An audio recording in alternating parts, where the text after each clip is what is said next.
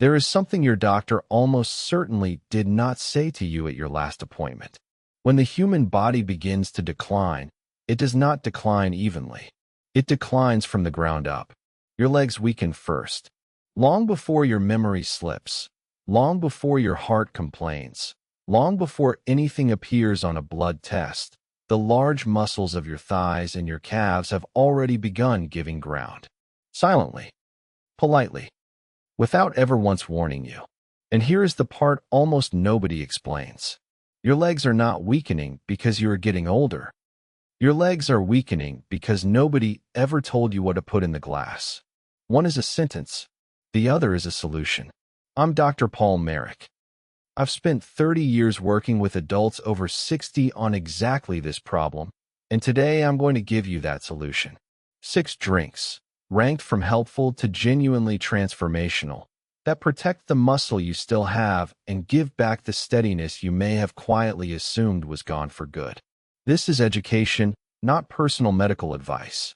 But first, let me tell you what stopped me cold when I read it. Researchers pooled 9 studies following more than 30,000 older adults and found that one simple measurement, how quickly a person walks across an ordinary room, predicted how they'd be doing years later more reliably than many of the tests we run routinely in a clinic. Not cholesterol, not blood pressure, how fast they walked. Your legs are not a side issue. Your legs are the scoreboard. And I'll tell you right now, the number 1 drink on this list is sitting in your kitchen at this moment, probably within 20 feet of you. It is something a great many people over 60 were told to give up, and it is something researchers at Harvard have been quietly tracking for decades.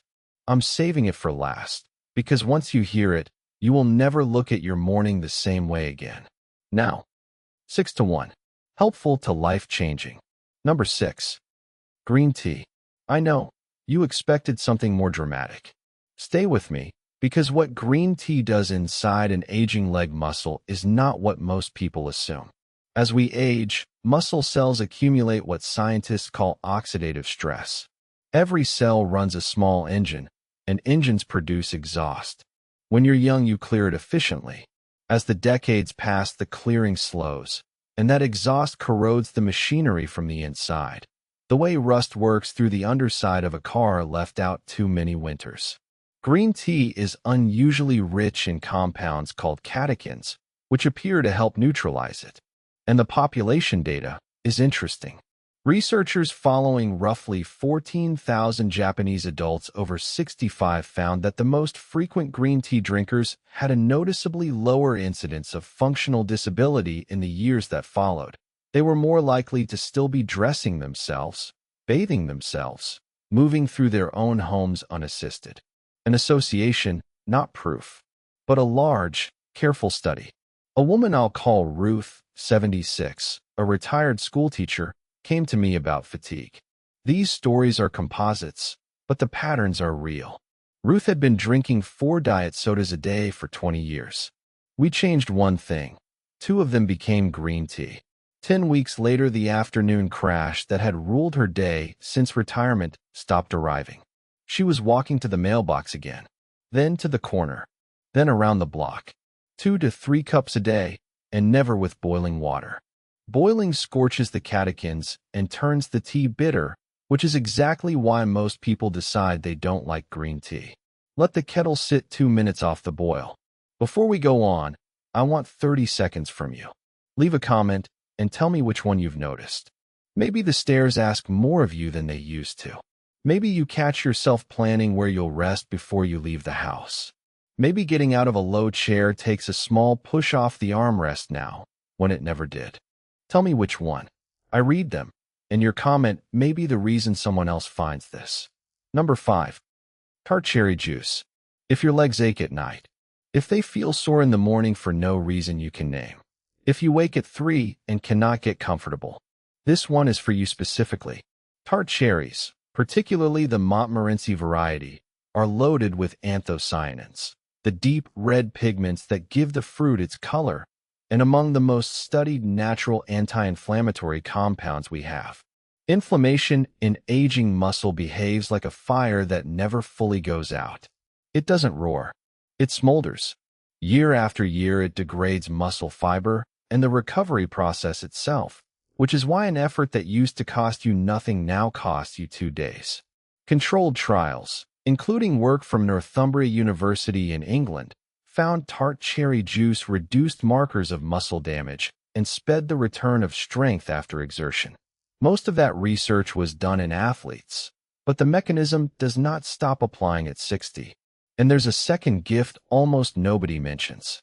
Tart cherries naturally contain melatonin, and research in the European Journal of Nutrition found the juice modestly improved sleep in older adults. That is not a footnote. Deep sleep is when your body performs most of its muscle repair. If you are not sleeping, you are not rebuilding, no matter what you eat. A man I'll call Frank, 79, a retired machinist from Toledo, was convinced his legs were the problem. What he had was a sleep problem wearing a leg costume, waking 4 and 5 times a night, so his legs never got the repair window they needed. 8 ounces of tart cherry juice, 90 minutes before bed. 3 months later, he was back in his workshop, standing at the bench 2 hours at a stretch. 8 ounces of pure unsweetened juice in the evening, or 1 ounce of concentrate in water.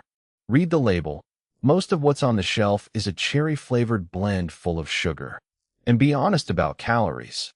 This replaces something already in your evening. Number 4. And this one costs you nothing at all. Water. I can see some of you deflating. Stay with me, because the reason plain water sits this high is not sentimentality. It's physiology. As we age, thirst becomes unreliable. It doesn't disappear, it goes quiet. It stops arriving on time. By your 70s, you can be meaningfully dehydrated and feel nothing at all. And at the same moment, the kidneys become less efficient at conserving water. 2 systems drifting the same way at the same time. Now, why does that reach your legs? Because skeletal muscle is roughly 75% water. It is the wettest tissue you own. When a muscle cell is fully hydrated, it swells slightly, and that swelling is itself a signal that conditions are good and it's safe to build tissue. When the cell is chronically underfilled, that signal weakens. Think of a garden hose lying flat in the grass. Nothing is broken. There's simply no pressure in it, so nothing it was meant to reach ever gets fed. Studies in older adults consistently find poorer hydration associated with lower grip strength and worse physical performance. In my office, it looks simpler. Legs that fatigue in 20 minutes instead of an hour, calves that seize at 2 in the morning, and lightheadedness on standing. One of the most common causes of falls I see. A woman I'll call Doris, 82, from Mesa, Arizona, came to me after a near fall in her own hallway. She was drinking 3 glasses of fluid a day, 2 of them coffee, restricting water deliberately because she didn't want to be up at night. We changed no medication and no food. Only the water. To the front of the day, roughly 2 liters. 6 weeks later, she told me she'd stopped touching the wall on her way down the hallway. She hadn't even known she was doing it. 2 to 2.5 liters a day, front-loaded.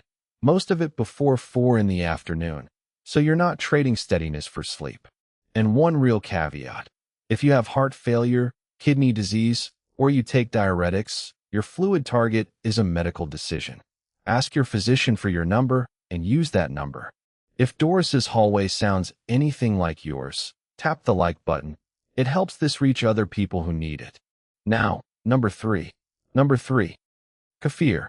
Most people have walked past this bottle in the dairy aisle without knowing what it is. Kefir is fermented milk, thinner than yogurt, slightly tart, and it does 2 things at once. The first is straightforward. 1 cup delivers 9 to 11 grams of complete protein, including leucine. Think of leucine as the ignition key for muscle protein synthesis, the process by which your body assembles new muscle tissue. After 65, muscle becomes harder to start. The lock gets stiffer. Leucine is the key that still turns it. The second thing is newer. Kefir carries dozens of live bacterial and yeast strains rather than the handful in ordinary yogurt, and researchers are increasingly interested in what they call the gut-muscle axis, the finding that the diversity of a person's gut bacteria is associated with their lean muscle mass and physical function. The field is young, and most findings are correlations. But the logic isn't exotic. Your gut is the doorway. If the doorway narrows, it doesn't matter how good the delivery is. A man I'll call Sal, 73, a retired baker from Providence, stopped eating dairy in 1994 and had been quietly under-eating protein for 30 years without knowing it. We added 1 cup of plain kefir a day and got him walking 15 minutes every morning. Both mattered, and that is the entire point of this list. These work with movement, never instead of it. For months later, he was carrying his groceries up his own front steps in one trip. 1 cup daily, plain and unsweetened. The flavored versions carry as much sugar as a soft drink. Drink it within 45 minutes of any activity, and a walk to the corner counts. Number 2. Beetroot juice. Some of you are smiling. Some of you are skeptical, and I understand completely.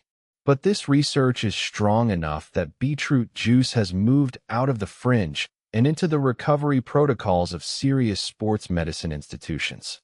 This is not folk wisdom. This is frontier physiology. The mechanism is dietary nitrate. When you drink beetroot juice, something remarkable happens. Bacteria on the surface of your tongue convert that nitrate into nitrite, and your body converts the nitrite into nitric oxide. Nitric oxide is the traffic controller of your circulation. It tells blood vessels when to open, and it opens them preferentially where oxygen is scarce, which, when you're climbing stairs, means precisely the muscles of your legs. Work from Professor Andrew Jones's laboratory at the University of Exeter has repeatedly shown that dietary nitrate reduces the oxygen cost of physical work. Let me translate that. The muscle does not get bigger. The muscle gets more efficient. It does the same job using less.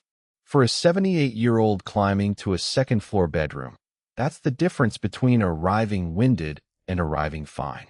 In a small study at Wake Forest University, 14 participants, so hold it loosely, found older adults who drank beetroot juice showed increased blood flow to brain regions involved in motor control. Read that again. Not only the legs, the brain's ability to direct the legs.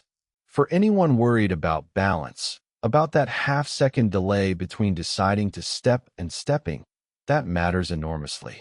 A woman I'll call Marguerite, 70, from Charleston, had been told by 2 physicians that her leg heaviness was simply part of getting older.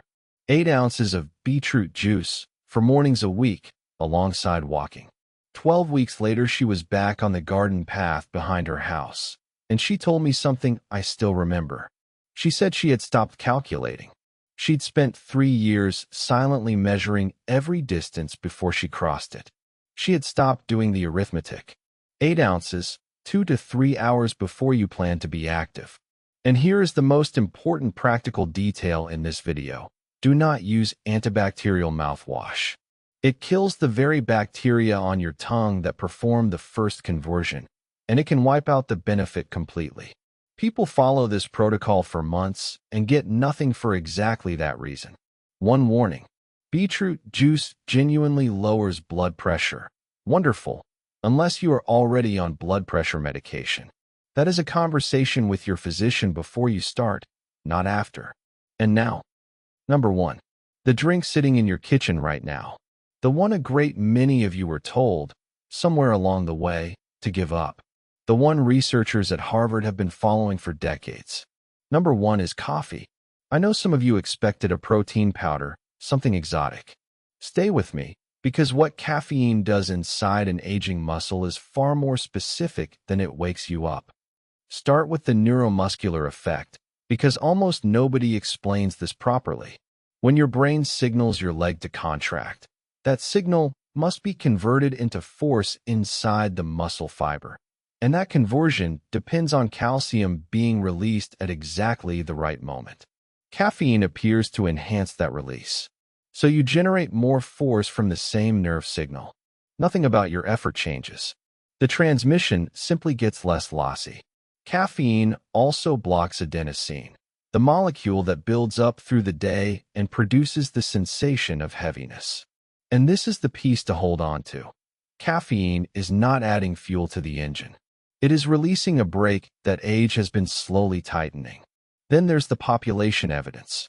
Several large cohort studies have found regular coffee consumption associated with a lower likelihood of sarcopenia, the progressive loss of muscle and strength that begins around 40 and accelerates after 60. Again, association, not proof. But coffee is also among the largest sources of polyphenol in the Western diet, and those compounds have measurable anti-inflammatory activity. There is a plausible mechanism underneath the association. More than can be said for most things sold to people your age in a bottle. Now the caution, and I'll give it properly rather than in fine print. Caffeine raises blood pressure temporarily and can provoke palpitations in people prone to arrhythmia. Its half-life also lengthens as we age, so the cup you drink at 3 in the afternoon at 75 is still in your bloodstream at bedtime.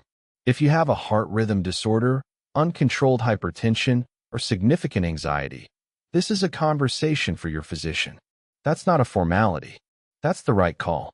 A man I'll call Walter, 84, a retired railroad conductor from Altoona, was told at 71 to give up coffee entirely, for reasons never clearly explained to him. He obeyed for 13 years. When he came to me, he was using a folding cane and had stopped going to church because of the 6 steps at the entrance. We reviewed his notes with his cardiologist and reintroduced 1 cup of black coffee in the morning, alongside the walking already in place. At 3 months, he was doing the church steps without the rail. At 7 months, he mailed me the folding cane in a box. There was a note inside. It said, "I don't need this anymore. Give it to somebody who does." That box is in my office. I have not been able to throw it away. 1 to 2 cups, black, or with a splash of whole milk. Skip the sugar. Morning only, with a hard cut off by 1 or 2 in the afternoon, because sleep is where your legs are actually rebuilt, and caffeine at 4 o'clock quietly steals that from you. Now, one last thing, and it ties all 6 together. These are not 6 competing options. They're a system. The green tea and the cherry juice reduce the smoldering inflammation. The water restores the pressure. The kefir supplies the raw material. The beetroot opens the road. The coffee sharpens the signal traveling down it. Together, alongside movement, they reach further than any one of them alone. Let me bring this home, because I don't want you to leave here merely informed. You were not built to become a passenger in your own life. You were not meant to measure the distance to the car before deciding whether the trip is worth it. You were not designed to hold the rail going down, to choose the aisle seat because it's nearer the door, to say no to the walk on the beach with your grandchildren because you aren't certain your legs will carry you back. That is not written into your biology. That is the consequence of information nobody ever handed you. And today, we handed it to you. It is never too late, and I say that not as encouragement, but as a clinical fact. Human muscle retains its capacity to grow and repair well into the 9th decade of life. It has been demonstrated repeatedly in people well past 90. The body has not given up. It has been waiting for the raw materials. So here they are. 6 drinks. Green tea, tart cherry juice, water, plain, unglamorous, free water, kefir, beetroot juice, and a single honest cup of coffee in the morning. Not one is exotic. Not one is expensive. And together, alongside the walking you are absolutely still going to do, they give back the one thing most people in your position have quietly resigned themselves to losing: the freedom to move through your own life on your own terms, with strength, with steadiness, and with joy. The references for every study I mentioned are in the description. Read them. Take them to your doctor, because you are entitled to more than 15 minutes and a shrug. And now I want to hear from you. Tell me which of these 6 you're starting with tomorrow morning. Just one. Name it out loud in the comments. People who say what they're going to do are far more likely to actually do it. I read them, and I mean that. Until next time, drink well, move daily, and don't you dare accept that your best years are behind you. They are still out in front of you, waiting for you to come and claim them.